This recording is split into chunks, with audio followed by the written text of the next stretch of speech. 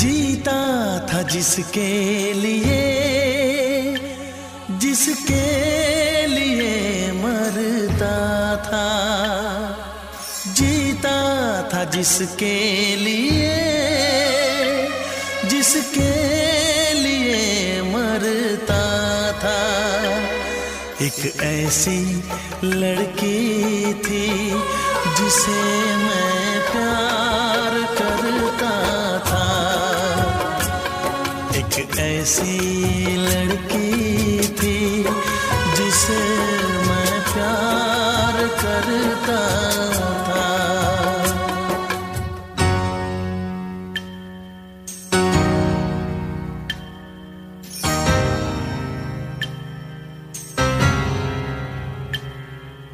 आँखों से मेरी बहते हैं आंसू जब याद आती है वो, जब याद आती है वो। कैसे बताऊं जाके मैं उसको कितना सताती है वो, कितना सताती है वो। परेशान हूँ के मिलेगी मुझे वो कहाँ। आज मैं फिर से लेके आया हूँ आपका खूबसूरत सा चैनल रैंकर्स केमिस्ट्री क्लासेस, जिसमें आपका हार्दिक हार्दिक अभिनंदन है। अब मेरे प्यारे बच्चे, आज मैं आपको बताने जा रहा हूँ पैकिंग इफिशिएंसी का मैं डिराइवेशन जो किया था बीसीसी का, उसमें मैं एक रिलेशन लाया था, relation between edge length and radius of atom. तो उसी रिलेशन से कुछ क्वेश्चन आता है। हमारे बिहार बोर्ड में 2 बार आ चुका है, एक बार 2017 में भी आ चुका है और 2021 में फिलहाल अब की बार भी है। एक क्वेश्चन एक ही टाइप के 2 बार पूछ चुका है, उसको भी बता दे रहा हूँ और उससे रिलेटेड एक क्वेश्चन और मैं एक्स्ट्रा बता दे रहा हूँ। आप लोग इसको गौर से देखिएगा, ये 2 मार्क्स में आपका क्वेश्चन पूछता है। तो सबसे पहला हम क्वेश्चन की बात करने जा रहे हैं। सबसे पहला क्वेश्चन हमारा है कि सोडियम क्या है, sodium metal crystallizes in the BCC structure with an edge length of unit cell इतना और calculate the atomic radius of sodium. हमारा एक क्वेश्चन क्या कहता है कि हमारे पास कोई सोडियम मेटल है जो अपनी बीसीसी स्ट्रक्चर को में क्या होता है, बनाता है, क्रिस्टलाइजेज मतलब क्रिस्टलीकृत होता है, बनाता है। साथ ही उसकी भुजा की लंबाई, उसके किनारे की लंबाई इतना है, इसका मतलब एज लेंथ इतना है, तो 4.29 इतना हमको एज लेंथ इसका क्या है, गिवन है। फिर क्या कहता है, calculate the atomic radius of sodium atom, यानी आर का वैल्यू को क्या करना है, फाइंड करके हमको दिखाना। तो आपको मैं एक रिलेशन लाया था, आर बराबर √3a/4, ये मैं प्रूफ करके लाया था आपको। आर को रेडियस ऑफ एटम, ए को एज लेंथ या लेंथ ऑफ साइड कहा जाता है। अब आइए, अब √3 का वैल्यू 1.732 आता है, ये √3 का वैल्यू होता है और ए का वैल्यू हम यहां से पुट करेंगे, है ना, 10⁻⁸ सेंटीमीटर में है, सेंटीमीटर में है, बाई हो जाएगा 4। अगर हम इसको कट करेंगे तो 1.07 से कट जाएगा। तो अब हमारे पास आया 1.732 और 1.07, इसको अगर हम मल्टीप्लाई करेंगे तो 1.85 और कुछ आएगा, इसलिए उसको छोड़ देना है और 10⁻⁸ सेंटीमीटर है। लेकिन हमारा पिकोमीटर में बदलना है, तो मैं जानता हूं कि 1 पिकोमीटर इक्वल टू 10⁻12 मीटर होता है। अगर सेंटीमीटर में इसको किया जाए तो 1 पिकोमीटर इक्वल टू 10⁻10 सेंटीमीटर आ जाएगा, है ना। तो ये अगर सेंटीमीटर में रहेगा तो ऐसे और मीटर में रहेगा ऐसे, तो हमको सेंटीमीटर से किस में लाना है, पिकोमीटर में लाना है। तो मैं क्या करूंगा, इसको डिवाइड कर दूंगा, तो 10⁻10 से डिवाइड कर दूंगा, तो इससे 1 कट जाएगा, है ना, और इसके बाद में फिर भी पावर -2 बच जाएगा। तो अब 1.85 पावर नीचे है तो पावर ऊपर शिफ्ट कर जाएगा, तो ये हो जाएगा 1 पॉइंट, है ना, प्लस में शिफ्ट कर जाएगा इसको, इसका मतलब इसमें 2 जीरो आया, इसको अगर गुना करेंगे तो इतना हो जाएगा बाई इतना हो जाएगा 100, इसको हटाएंगे तो नीचे 100 आ जाएगा, इसको कट करेंगे तो हमारा कितना जाएगा 185 पिकोमीटर, यानी कि रेडियस बराबर क्या जाएगा 185 पिकोमीटर आंसर हो जाएगा। यही हमको निकालना था। ये हमारा 2 मार्क्स में क्वेश्चन पूछता है, इसको आप स्क्रीनशॉट कर लीजिए, इसको बार बार बनाइएगा तो आपको समझ में आ जाएगा। चलिए अब हम नेक्स्ट क्वेश्चन की बात करते हैं। जो क्वेश्चन हमारे 2017 में भी और 2021 में ये 2 बार हमारे बिहार बोर्ड में पूछ चुका है और सीबीएसई के लिए भी बहुत ही इंपॉर्टेंट क्वेश्चन है, इसलिए आप लोग इसको ध्यान पूर्वक देखिए और बनाइए, है ना। देखिए क्वेश्चन कैसे पूछा, बहुत इजी क्वेश्चन है, 2 मार्क्स में पूछा हुआ, कहता लिथियम फॉर बीसीसी क्रिस्टल, यानी कि लिथियम एक मेटल है जो बीसीसी क्रिस्टल को बनाता है। Calculate the atomic radius of lithium. अब क्या करता है कि लिथियम का एटॉमिक रेडियस को क्या करना है, कैलकुलेट करना है ना। कहता है इसके बाद if the length of side of unit cell of lithium is 351 picometre. अब कहता है कि अगर लिथियम यूनिट सेल के जो साइड है उसका क्या है 351 पिकोमीटर है, यानी ए का वैल्यू क्या है 351 पिकोमीटर है, तो हमको है ना क्या करना, आर निकालना है। तो आर इक्वल टू मेरे पास फॉर्मूला क्या है √3a/4 हो जाएगा। √3 का वैल्यू 1.732 होता है और इसका 351 हो जाएगा, बाई हो जाएगा 4, क्या हो जाएगा 4 हो जाएगा।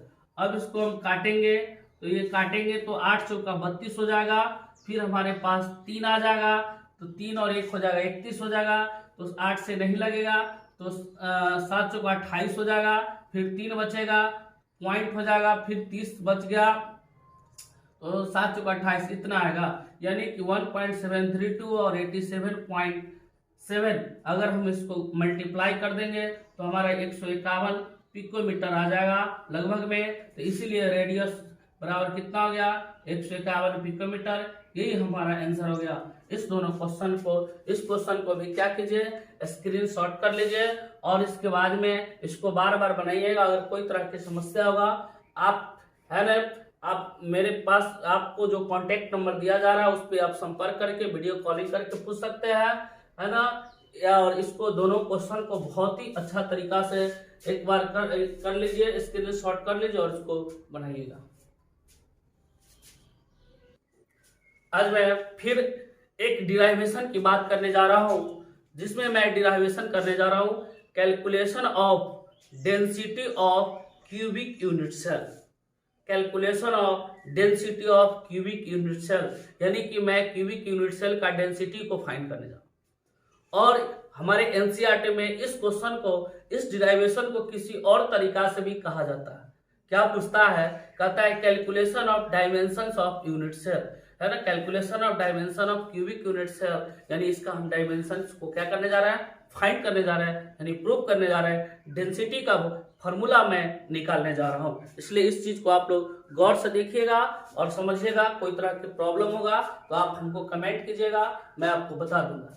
चलिए अब देखिए कि सबसे पहले मैं क्या करने जा रहा हूं कि हमारे पास क्या बनाना है। हमारे पास टॉपिक क्या है, टॉपिक है हमारे पास, है ना। टॉपिक हमारे पास क्या टॉपिक है, कैलकुलेशन, क्या है calculation of density, calculation of density of cubic unit cell, density of cubic unit cell, यानी कि क्यूबिक यूनिट सेल को हम डेंसिटी को क्या करने कैलकुलेट करने जा रहे हैं। या हमारे एनसीईआरटी के अकॉर्डिंग इसका दूसरा नाम क्या होता है calculation of dimensions, calculation of dimensions of cubic unit cell. Cubic unit cell का हम क्या करने जा रहे हैं, डायमेंशंस को तैयार करने जा रहे हैं। ये हमारा टॉपिक है भाई, calculation of density of cubic unit cell, घनीय इकाई सेल के घनत्व का कैलकुलेशन। इसके बाद में घनीय इकाई सेल की विमाएँ का क्या हो जाएगा निर्धारण, इस चीज को मैं करने जा रहा हूँ। अब आप लोग इस चीज को ध्यान से देखिएगा। चलिए देखिए, सबसे पहले मैं इस चीज को डिराइव करने के लिए सबसे पहला मैं एक क्यूब ले लेता हूँ, मैं एक क्यूब ले लिया और इस क्यूब को ये हमारा क्यूब हो गया। इसको हम सिंपल क्यूबिक यूनिट सेल के नाम से हम इसको क्या कर सकते हैं, जान सकते हैं। अब एक क्यूब है, इस क्यूब में हम क्या करते हैं, एटम को रख देते हैं, फिर उस एटम का कुछ ना कुछ मास होगा, अलग अलग बात होगा, उस चीज को देखिए। और क्यूब है तो क्यूब की सभी लेंथ आपस में क्या होती है, बराबर होती है। सभी लेंथ आपस में क्या होती है, बराबर हो जाएगा। ये लेंथ भी आपस में क्या हो जाएगा, बराबर हो जाएगा। दिखता नहीं है लेकिन ये दिखेगा 3D में, इमेजिन करना होगा। इसलिए हम कुछ चीज को सपोज करते हैं, है ना। क्या सपोज करते हैं कि suppose that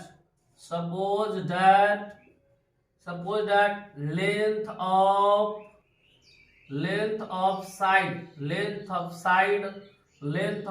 of cubic unit cell, कितना हो जाएगा, ए हो जाएगा। Length of side of cubic unit cell कितना हो जाएगा, ए हो जाएगा। मान लिया क्यूबिक इकाई सेल का लेंथ कितना है, ए है। इसके बाद में अब हम यहाँ पे लिखेंगे टोटल नंबर ऑफ एटम्स है ना इन क्यूबिक यूनिट सेल में टोटल नंबर ऑफ एटम्स को किस चीज के द्वारा, जेड के द्वारा शो किया जाता है, अब हम देखते हैं कि हमारे पास क्या हो जाएगा। अब हम निकालेंगे, ये हो जाएगा मास ऑफ एन एटम। किसी एटम का मास कितना होता है ना, छोटा एम होता है। किसी एटम का मास कितना होता है, स्मॉल एम होता है। जो एटम इसमें क्या रहेगा, उपस्थित रहेगा। अब हम बात करते हैं कि है ना total mass of cubic unit cell, बराबर क्या होगा। तो भाई इसमें जितना एटम है उस एटम की संख्या, इसके बाद इसमें एक जितना एटम उस एटम की संख्या, और जिसमें एक एटम का मास है, इस दोनों को हम क्या कर देंगे, एटम की संख्या और mass of atom N atom दोनों को अगर हम मल्टीप्लाई कर देंगे तो mass of cubic unit cell निकल जाएगा। तो इसीलिए क्या हो जाएगा, जेड गुने क्या हो जाएगा, एम हो जाएगा। जेड गुने क्या हो जाएगा, एम हो जाएगा। जेड गुने एम हो जाएगा।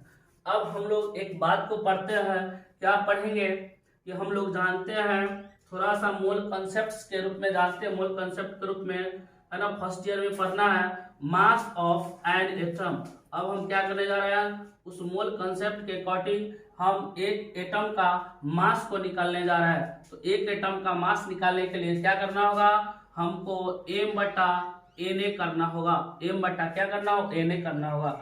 इस m को क्या कहा जाता है, m हो जाएगा मोलर मास। क्या हो जाएगा, molar mass of an atom भी हो सकता है या कंपाउंड भी हो सकता है। ये आपको हम पढ़ाए हुए थे, कंपाउंड भी हो सकता है या एटम भी हो सकता है।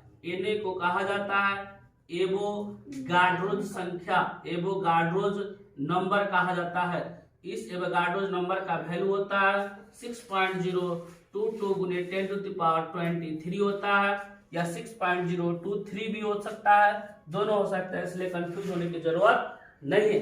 अब मैं डेंसिटी को क्या करने जा रहा हूँ, कैलकुलेट करने जा रहा हूँ।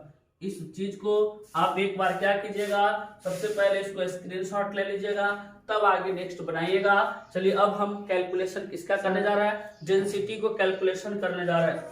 अब देखिए सबसे पहले हमारे पास क्या करना होगा, मैं डेंसिटी को कैलकुलेशन करने जा रहा हूँ। इससे पहले हम थोड़ा सा निकाल लेते हैं वॉल्यूम ऑफ, है ना, वॉल्यूम ऑफ क्या निकालने जा रहा है, volume of cubic unit cell.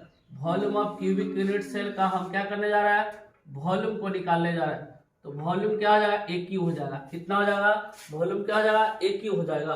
अब इसके बाद में हम निकालते हैं density, density of cubic unit cell. Cubic unit cell का हम क्या करने जा रहा है, डेंसिटी को फाइंड करने जा रहा है। तो इसके लिए क्या करना होगा, डेंसिटी का फॉर्मूला हम जानते हैं कि मास बटा वॉल्यूम होता है, मास बटा वॉल्यूम होता है ना। तो ये हो जाएगा mass of unit cell, mass of cubic unit cell. Cubic unit cell का मास हो जाएगा बाई हो जाएगा, है ना, वॉल्यूम ऑफ है ना वॉल्यूम ऑफ, है ना क्यूबिक यूनिट सेल, है ना, इसको शॉर्टकट में से लिखते हैं, mass of cubic unit cell हो जाएगा। अब देखिए डेंसिटी को हम किस चीज के द्वारा, डी के द्वारा भी, डेंसिटी को डी के द्वारा या रो के द्वारा, डी या किसके द्वारा, रो के द्वारा, इसको बोलते हैं डी, लेकिन इसको क्या पढ़ेंगे, रो। तो डेंसिटी को, है ना, डी या रो के द्वारा सूचित करते हैं। तो मास ऑफ यूनिट सेल हमको क्या निकला है, मास ऑफ यूनिट सेल क्या निकला है भाई, है ना, मास ऑफ यूनिट सेल निकलेगा कि मास ऑफ यूनिट सेल बराबर क्या है, जेड गुनो एम है। क्या है, जेड गुने एम है। जेड गुने क्या है, एम है।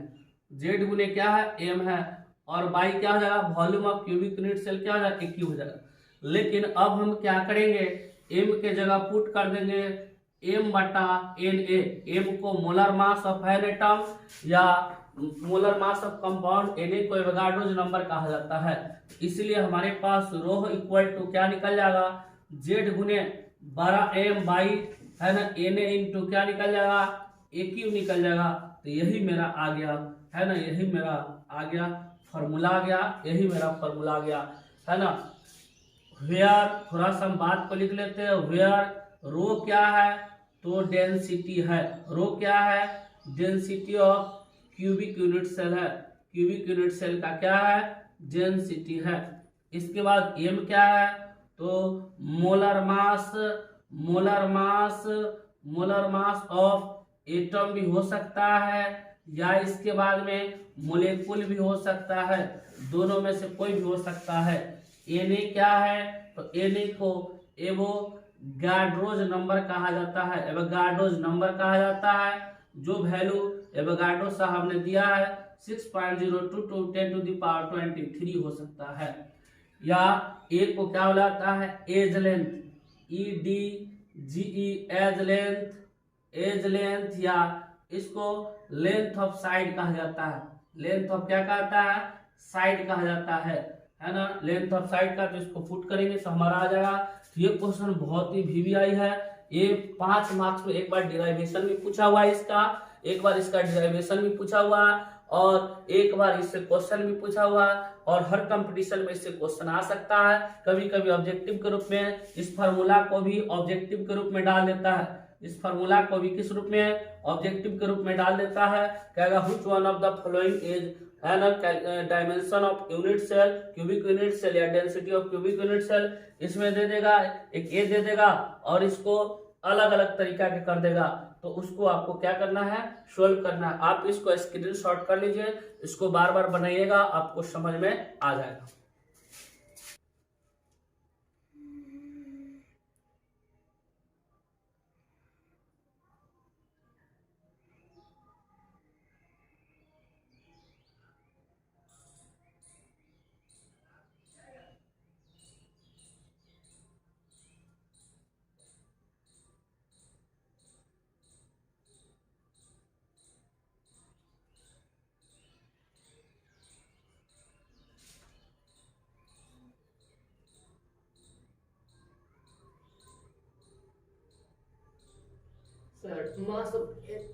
अभी हो गया।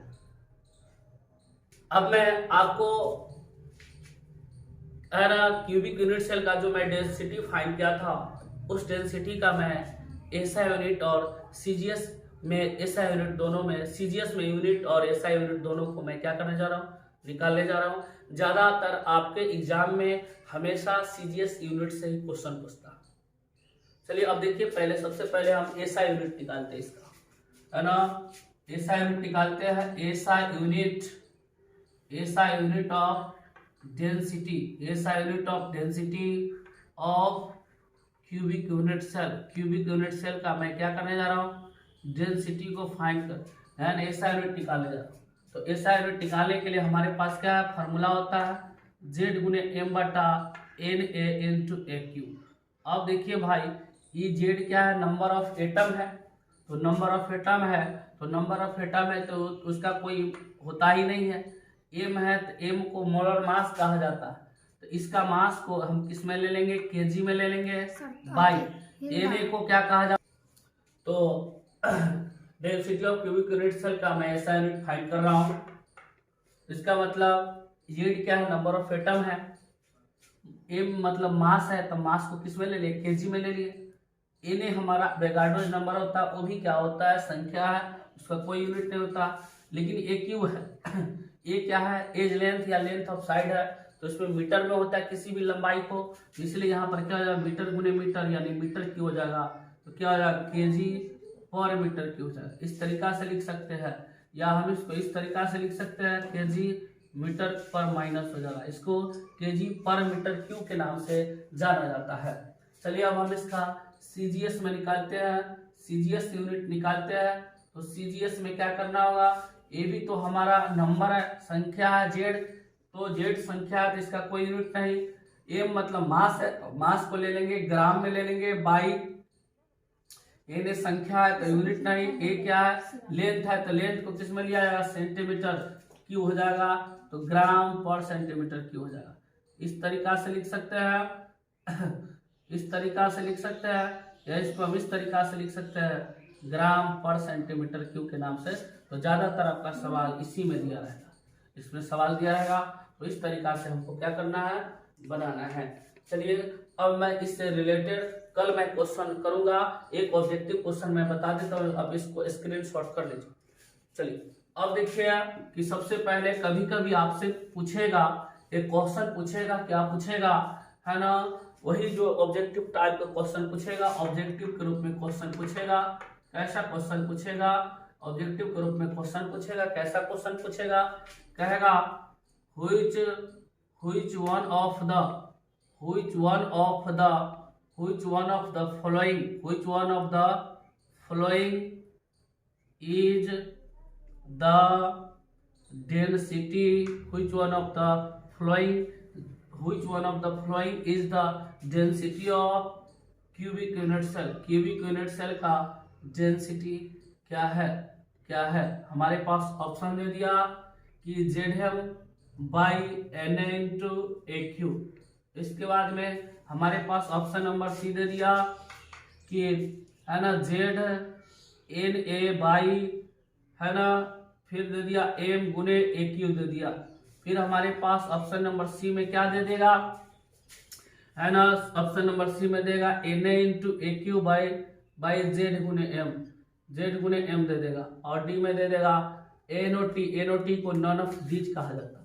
तो भाई मैं जानता हूं कि हमारे पास फॉर्मूला होता है ZM बटा N A into a cube होता है, तो इसको हम टिक लगा देंगे, और ये सब हमारा क्या है, सब गलत है। तो इस टाइप से क्वेश्चन पूछता है ना। तो आप लोग याद रखिएगा, आपका प्यारा सा channel rankers chemistry classes Sitamarhi YouTube पे सर्च कीजिएगा, ज्यादा से ज्यादा सब्सक्राइब कीजिएगा, है ना, तो ज्यादा से ज्यादा आपको फायदा भी मिलेगा।